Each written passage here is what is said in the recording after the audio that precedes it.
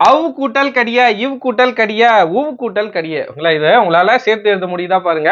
இது இளங்குமரனா தமிழகம் புத்தகத்திலிருந்து எடுக்கப்பட்ட கேள்வி. லாஸ்டா நடந்த குரூப் 2 குரூப் 4 எக்ஸாம்ல இந்த புத்தகத்திலிருந்து பிரித்து எழுதுக சேர்த்து எழுதுக வந்திருந்தது. இப்ப பாருங்க, அவ் கூட்டல் கடிய உங்களை எப்படி சேர்த்து எழுதலாம் முடிஞ்சா ட்ரை பண்ணி பாருங்க. இப்ப நான் சொல்றேன். ஓகேங்களா, அவ் ஓகேங்களா, ஃபர்ஸ்ட் அவ் இவ் உ ஓகேங்களா, மூன்றுமே பாருங்க ஆ இ உ மூன்றுமே என்னன்னா சுட்டு எழுத்துக்கள்.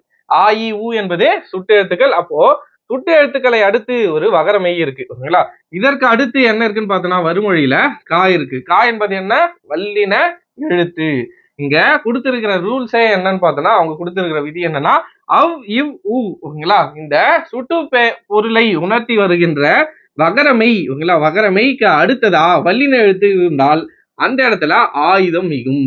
அக்கடிய ஓகேங்களா, அதே மாதிரி இவ் இருக்குங்களா, அதே மாதிரி சுட்டு எழுத்து இருக்கு, ஒரு வகர மெய் எழுத்து இருக்கு, அதற்கு அடுத்ததாக வறுமொழியில ஒரு வல்லின எழுத்து இருக்கு. அப்போ ஈ கூட்டல் கடிய என்ன வரும்?